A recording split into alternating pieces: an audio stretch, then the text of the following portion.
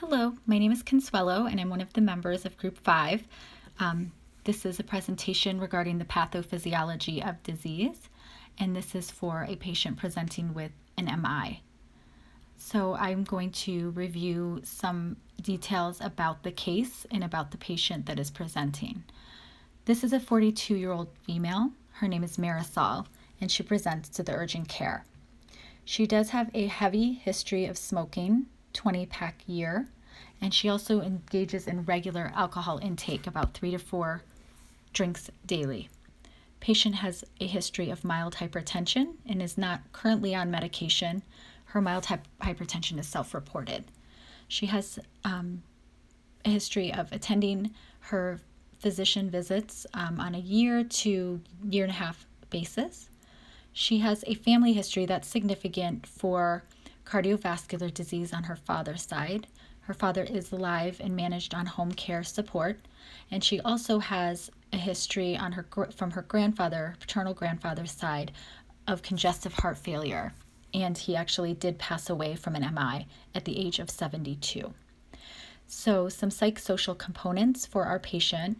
Marisol is single, she has no children, and she works in a busy city center in the post office. So Marisol comes into the urgent care. She does complain of having chest tightness and pain. She reports her chest is tight and hurting, and that her heart is beating very fast. On observation, you do find that patient is mildly tachypnic. She does have dyspnea. She appears anxious and is diaphoretic. She several times asks for something because she's afraid she's going to throw up. The patient most concerning complaints are that she does have chest pain of recent onset. This really does help us kind of differentiate our diagnosis. This is radiating to the jaw and back, and she has complaints of nausea again and anxiety, as well as abnormal heart sounds on auscultation.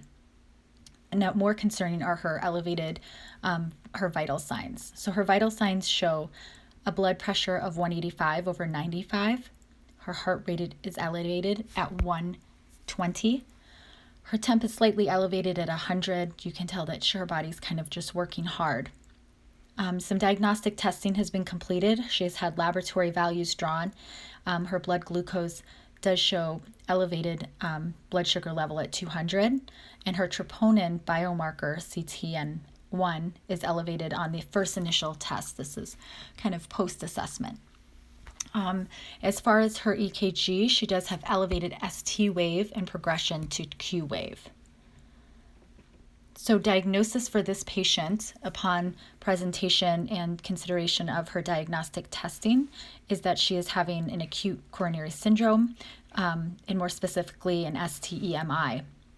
The patient's signs and symptoms really help support this diagnosis, and our overview of the diagnosis is that this is full blockage of the coronary artery that leads to blockage of blood supply to the heart muscle, leading to his transmural infarction. The patient does have, as mentioned, symptoms of lightheadedness, trouble breathing, and shortness of breath.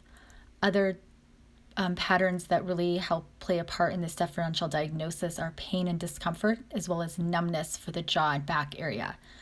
Again, patient has pain and pressure of feeling of fullness in her chest. And some other recent kind of complaints that came about later in her assessment and diagnosis was that she has had some recent feelings of fatigue, as well as some symptoms of recurrent, what she calls heartburn in just the last week that has been worse than before.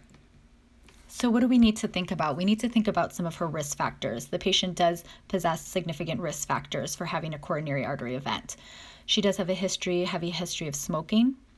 The patient also has a family history of previous MI. She does have some mild hypertension, which could play a part. And another key factor, which has been found, is that patients that are menopausal can have a higher risk, can play into risk factors for female patients having MIs. This isn't on par with males, however, because they don't have kind of an abrupt onset of some kind of hormonal change, such as women. So women do have this elevated risk that is can put them at a higher chance of having an MI.